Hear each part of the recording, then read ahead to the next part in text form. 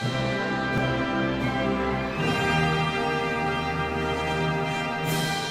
afternoon and hello, friends. Welcome back to the podcast. This is episode 161 of your JRPG report. My name is James Fisher. Thank you so much for tuning in again this week. We've got a fun podcast for you guys today. Not a ton of things to talk about, but we do have some informations and various things going on in our JRPG world. If you're looking for something to play right now today, there is that upgraded remaster of Saga Frontier Remastered, which is actually out today. So if you're a fan of the old PS1 classic, we've covered it a time or two here on the show before.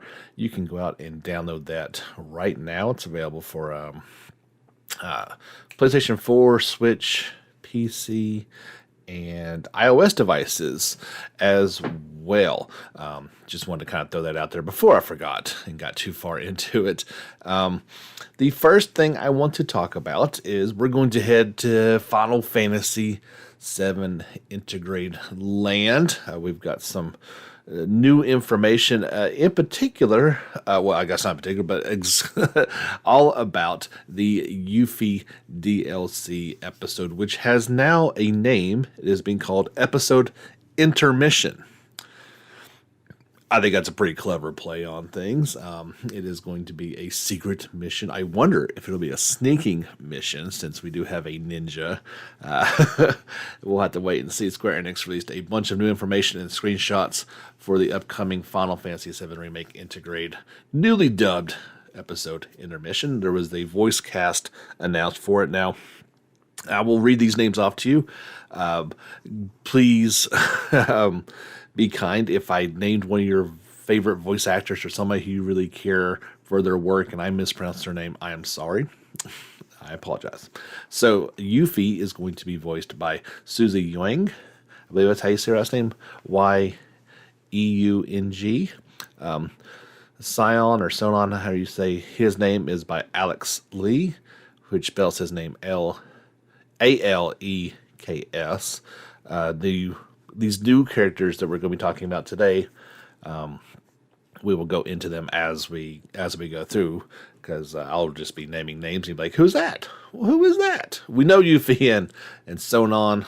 I guess from now on until proven otherwise, I'm going to call him Sonon.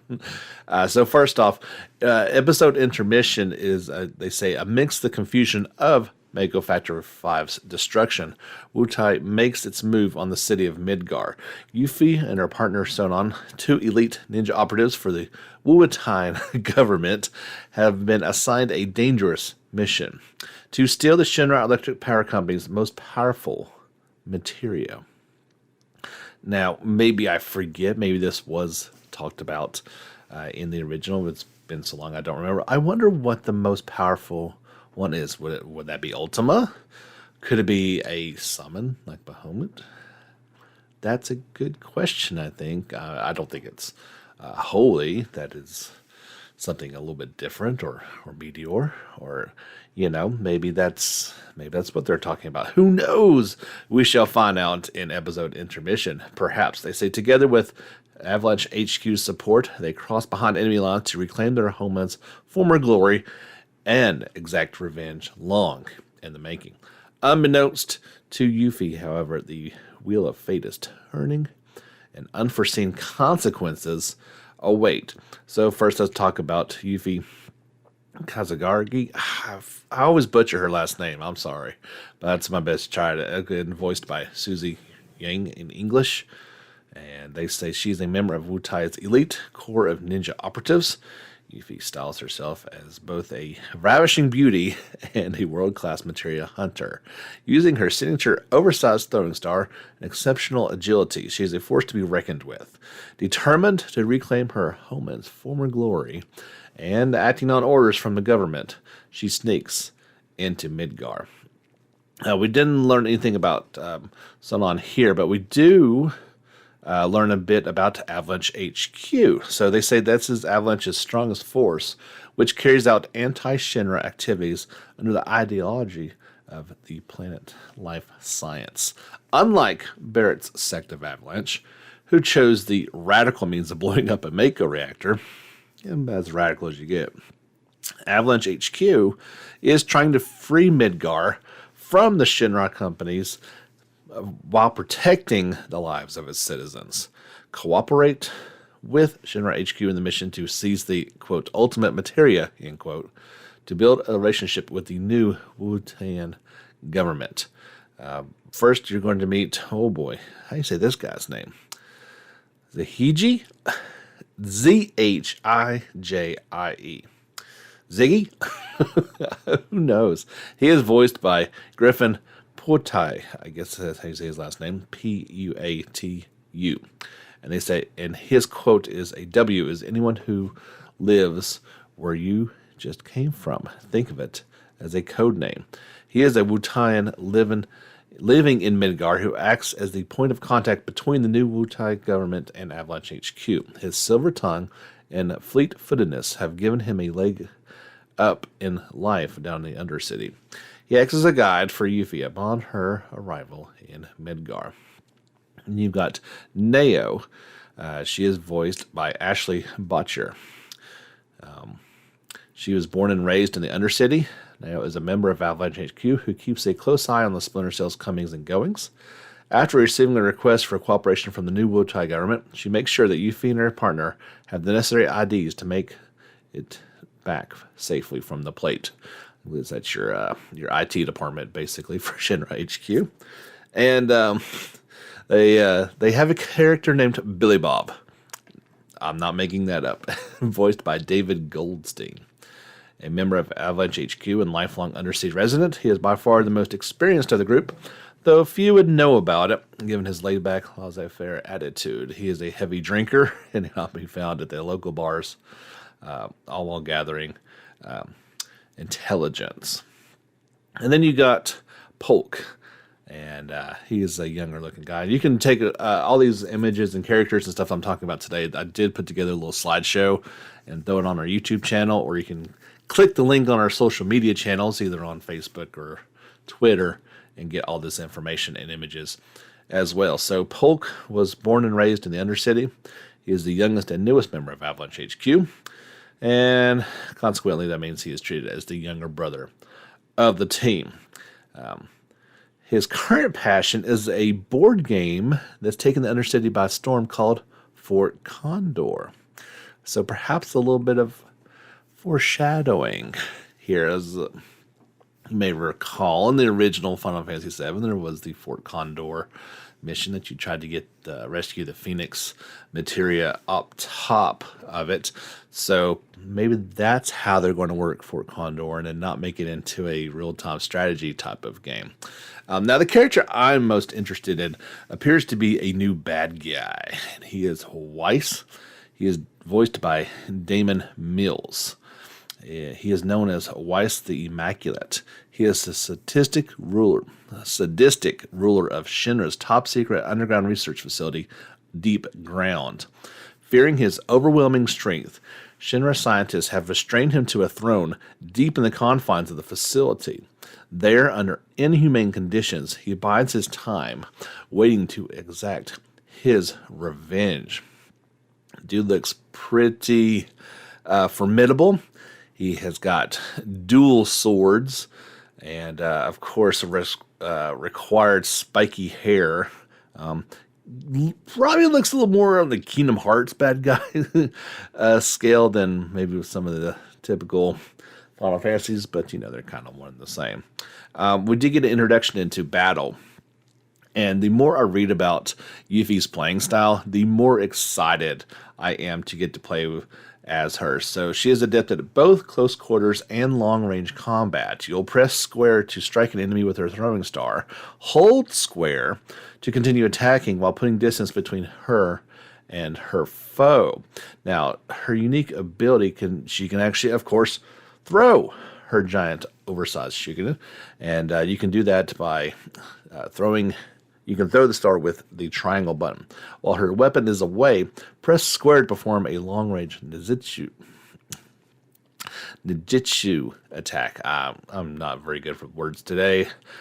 The weapon will return to Yuffie automatically after a certain amount of time, but she can retrieve it sooner by pressing triangle. So you definitely want to check out the images for this. It shows it kind of in action. I wish there was some video to go along, but images will have to do. Now, this ninjutsu attack can initially is non-elemental in nature, but when you apply elemental ninjutsu to it, it can then change to either fire, ice, lightning, or wind, which makes it able to exploit enemy weaknesses. She also has the ability called Banishment, which is an offensive attack where ATB is spent on other commands, increase the damage dealt. It can be increased from level 1 to 3, and its affinity can be changed as well. She also has the ability Windstorm. Create a gust of wind that damages nearby enemies and launches them towards you. We got to look at the new box art for the PS5 version of it, and instead of the classic cloud looking up at the Shinra HQ building, it is a panned out.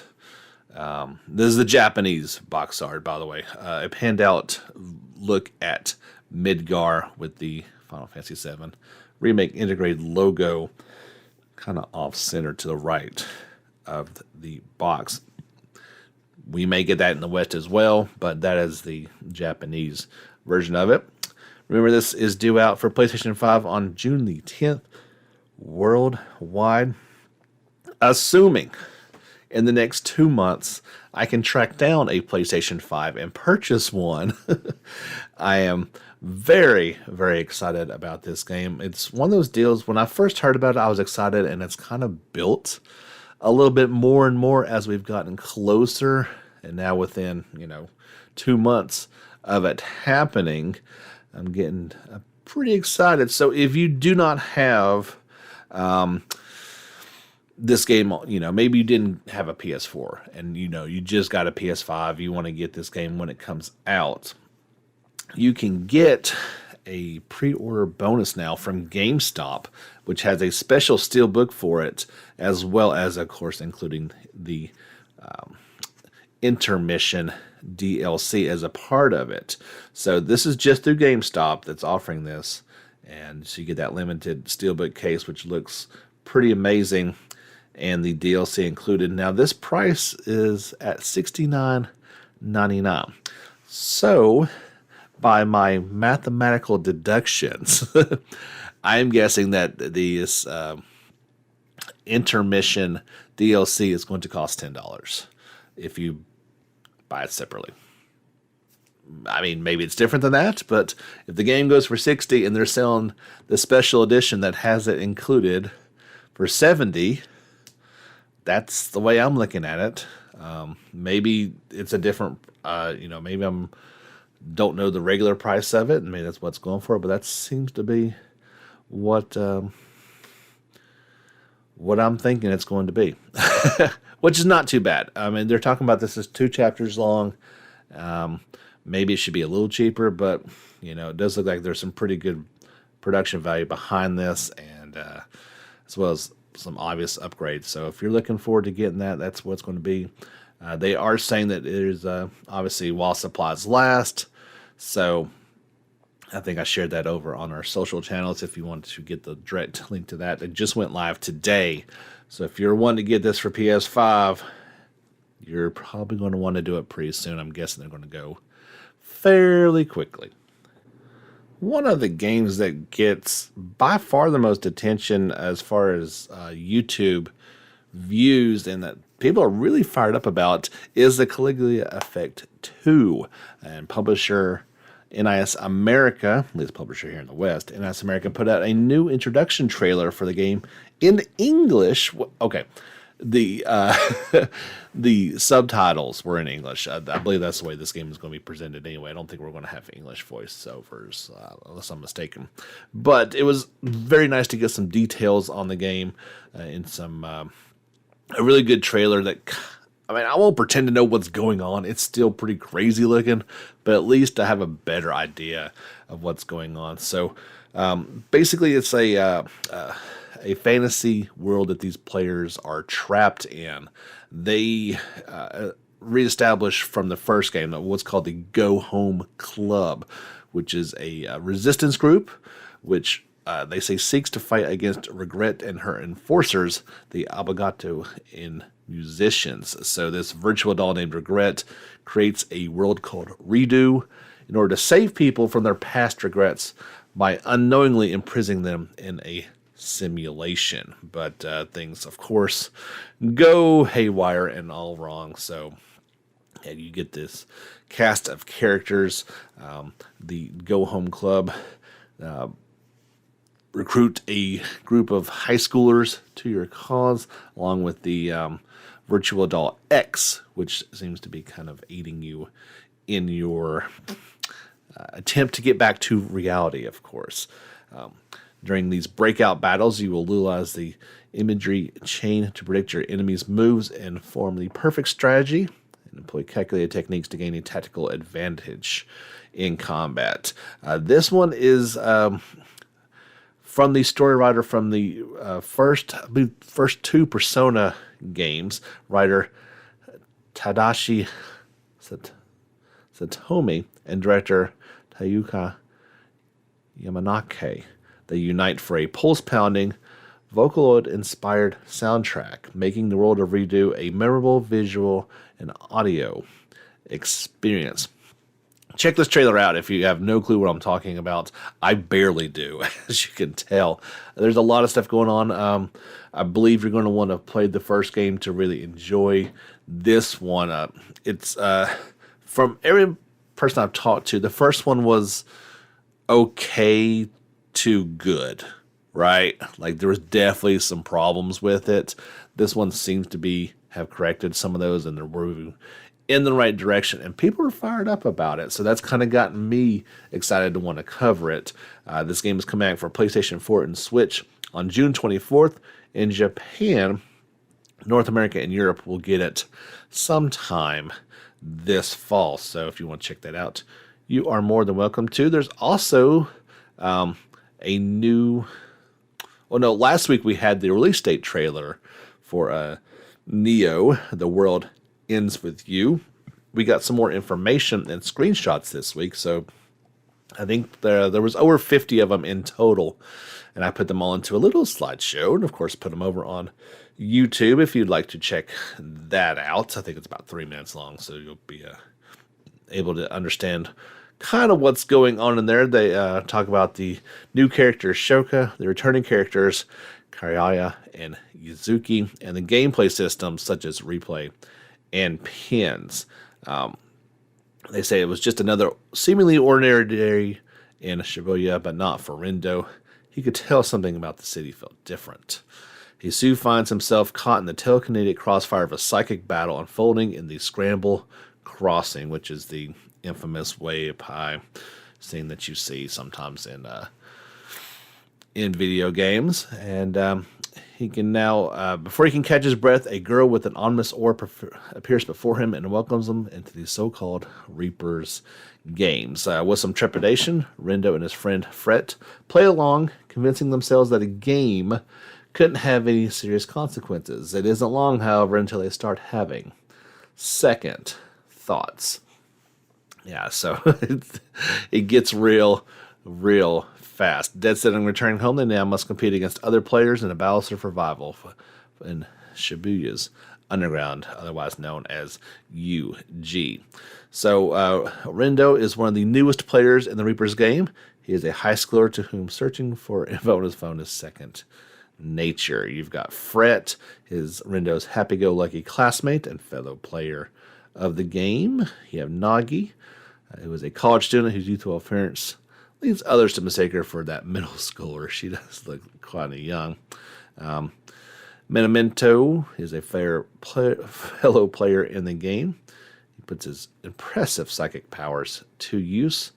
Shiba currently ranks number 1 among the Reapers in the underground, a veteran of it. There's Shoka, who's one of the Reapers in charge of managing the game. She's less than enthused about her job of monitoring the players.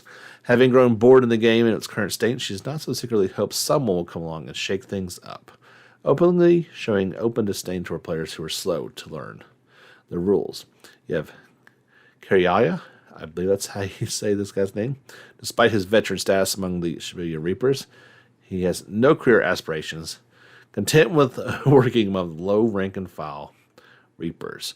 You have Azuki, who, although her mind was once solely focused on getting ahead, Yuzuki seems to have outgrown her previous ambition for some reason or another, but her short temper hasn't changed a bit. Neo, The World Ends With You takes place in Shibuya, Tokyo. You may recognize some of the landmarks, but the city itself is depicted with an artistic touch unlike anything you've ever seen. The music, the game's vibrant soundtrack, is provided by Takaharu Ishimoto, who composed music for the previous game. Not only has he written a slew of new songs, but he has also rearranged familiar tracks from The World Ends With You, including Twister and Calling. So here's the key item called the Reaper Pin, which is the key to the Reaper's game. Reaper Pins serve as proof that one has been approved to take part in the Reaper's game. Not only do these pins grant the players the ability to telepathically scan their surroundings, but they also induce some of the wielder's own latent psychic powers. The gameplay system replay the past to change your fate. Each member of the Wicked Twisters possess their own psychic powers. Rendo boasts the ability to turn back time within a given day, allowing him to alter some of his earlier actions in hopes of bringing about a better final outcome. This replay power proves indispensable in Rendo's effort to survive the Reaper's game. That's pretty cool. So first of the pins, you have Azamaru, which is a pin bearing the Shockwave Psyche. Slash at enemies with a flaming sword, then leap up into the air, delivering one final hit. It looks pretty cool in action. There's Angelic Kick. Activate the powerful Massive Hit Psyche to unleash a swift aerial quick. Fully charge the attack to send your foes flying as well. You have Glacial Getaway.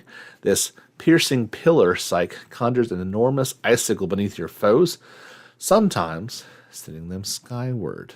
You've got some 3 enemies that they talk about, known as the Noise. One appears to be like a wolf with giant claws. One's a frog. Doesn't really look too terrifying. And then there's this more or so on the terrifying scale is this giant scorpion with a big stinger tail and claws to match. The game is looking pretty incredible. I like what's going on here.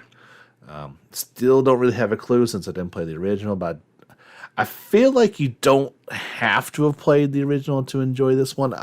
Like everything, it'd be helpful if you had, but if you got a chance to play it before it comes out, then you probably should. Neo, The World Ends With You is due out for PlayStation 4 and Switch on July the 27th worldwide, then coming to PC via the Epic Game Store later this summer. So those were the more meaty stories that I had to talk about today. The rest of them are a little quicker in detail, let's put it that way. An interesting story out of Japan today. I've been openly asking the question of when, first off, why are they not already? But then, when are The Legend of Heroes Trails of Cold Steel 1 and 2 finally going to come to the Switch? You can play them out of order if you want, because Part 3 and 4 are now available on the Switch. Well, they're coming out in Japan and Asia soon. Cold Steel 1 will be out on July the 8th. Cold Steel 2 out on August the 5th. Both of these games are being developed by Clouded Leopard Entertainment, who handles Falcom's development in that area of the world in Asia. there is no English text option for these games at this time. So this would be the first thing to happen for this to come to Switch in the West. Of course, that would be handled by NIS America in the West. So I'm assuming that that's going to happen at some point. If this is, July and August, I would not anticipate it probably until next year at this point. As soon as I hear something, I will let you know. But it is good news for Switch owners that these are coming, at least to Japan, and hopefully they'll come to the West as well. We got some Phantasy Star Online 2 New Genesis information. First up, there is a Prologue 3 live stream coming on April the 22nd at 2100 Japan Central Time. You'll be able to watch it on YouTube in both English and Japanese. They did that with the last one. It was really cool. The live stream will feature the latest information on the game, including details on the story, characters, and further new functionality of the character creator, as well as the latest news on the launch window. So yeah, right now it's just saying it's going to come out this year, so maybe it'll have more of a announcement. I think one of the biggest factors on when it's going to launch is going to be after the global closed beta test, which will start on May the 14th at 6 p.m. Pacific time. That's 9 p.m. Eastern Standard Time. This is for PC via the Microsoft Store. Registration for this global closed beta test will begin on April 21st at 10 a.m. Pacific, 1 p.m. Eastern Time via the Xbox Insider Hub app. The beta period will have a limited number of applicants who can register on a first-come, first-served basis. So yeah, but you can, if you want to, I would not fault you, hit pause if you want to go ahead and get signed up for that. If you are interested, you should do that as soon as you can. They also had the announcement that there is a Sword Art Online collaboration event coming west. This is just for Phantasy Star Online 2, not talking the new Genesis line. So this will be coming to the West on May the 12th. This event already took place in Japan, so finally getting it over the West. There will be original story content involving Asuna and Kirito from Sword Art Online. So if you're looking forward to that, you've got a little bit longer to go on May the 12th if you are a Phantasy Star Online 2 player. We got three short new videos for Ni no Kuni Crossworlds. That's the kind of open world game coming to iOS and Android. And there is going to be a pre-registration opening up for that, but that's in Japan, South Korea, and Taiwan. Level 5 and Netmarble announced. It does have release date of June 30th, according to that App Store, but this could just be kind of one of those placeholder dates. Not exactly sure what that means. There's been a good amount of information about this game and obviously these videos, but again, it's all in Japanese. No word if it's going to be a worldwide thing or not, but we'll keep our eye on that one as it looks interesting. Ni no Kuni is such a double-edged sword. As much as I loved the first one, I only kind of liked the second one. And so I'm kind of following along with this story and seeing where it goes, but just not 100% sure what exactly to make of this game. We did get some good news. Remember a little while ago, Christ Tales announced, I believe, a July release date. Well, it is now got an actual date, and that's going to be July the 20th for the JRPG inspired game. It will it's coming out for everything, right? So name a system, it's coming out for it. And it's coming out July 20th for $39.99. Publisher Modus Games and developers Dreams Unincorporated and SYCK announced. I am Really looking forward to this one. A classic love letter to JRPGs in terms of gameplay. Obviously, a pretty new and unique mechanic with the past, present, and future elements at all times going on. Check the demo out. I really enjoyed it. So, especially at $39.99, it's pretty solid. I don't expect a long game. I never did, and at least now it's kind of got the price point to match my expectations for it. This next story, I don't know exactly what to make of it, so let's just throw it out there. It was teased at Perfect World Games had announced a new mobile game called Codename X. They were touting it as the first mobile entry in a famous Japanese console game series that has sold over 10 million copies worldwide. And at the moment, it was unnamed, but then speculation started to go on, like, well, that can only mean so many different things. And it finally came to be known that this is going to be a Persona 5 mobile game. There was a short trailer that got announced for it. Code Name X is got the music, it's got the feel of a Persona 5 entry. They just say Codename X follows the tone of the original game and uses next-generation technology to enhance the original renders and create a realistic Japanese metropolis. The two characters that were shown, neither of which were Joker or any other of the crew from Persona 5, I don't know what to make of this. I really don't. No, I'm basically telling you everything that I know at this point. You can watch the trailer and kind of decipher for yourself what exactly it is. I'm going to hold off any more speculation until we see more. The obvious instant reaction is, oh no. Right?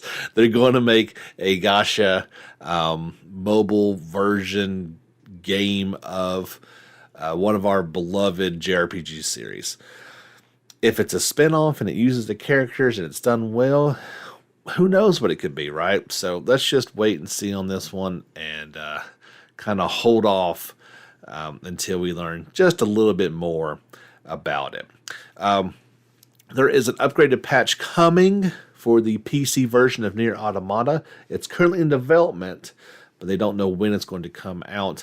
This Square Enix came under some scrutiny earlier this month when the PC version of the game released through the Microsoft Store and Xbox Game Pass was a ported version. Not a ported, but a fixed version. Whereas the Steam version still kind of had some issues. So, yeah, they are working to fix that. That is all that we know at this time. There was also a leak for the upcoming Nier Replicant game that showed that there was going to be some free DLC for it, including one that's content weapons set called 4 Yoha. So this is 4 costumes and 4 weapons from Nier Automata. They say due to the story of the game, the content may not be playable during some of the scenes. The full game sold separately is required to use this content. So I guess you need to have Nier Automata data saved to access this. I'm not exactly sure what that means, but yeah. So definitely, you have the character costumes from Automata in Replicant. I'm not that surprised by that.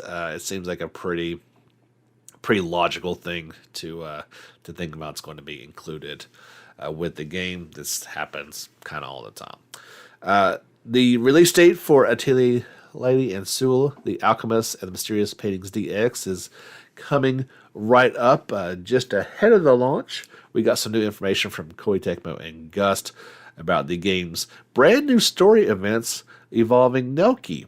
There was some screenshots to go along with that. The enhanced version of the game will release for Switch, PlayStation 4, Windows PC via Steam, and that's it. On April the 22nd, there will be new paintings, new stories, and at least one new boss for players to enjoy.